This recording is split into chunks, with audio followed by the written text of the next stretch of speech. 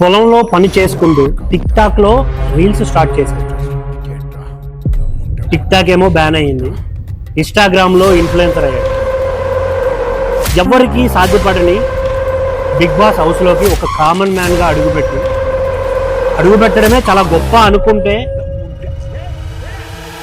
బయటకు వచ్చేటప్పుడు వస్తూ కప్పు తీసుకొని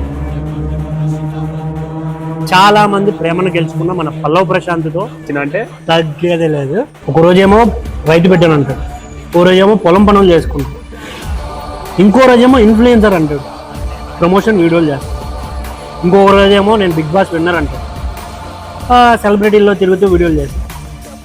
అసలు పల్లవ్ ప్రశాంత్ అల్టిమేట్ గోల్ ఏంటి? ఎంత జరిగినా ఏం చేసినా నా లైఫ్ ఒక గోల్ ఏముంది అంటే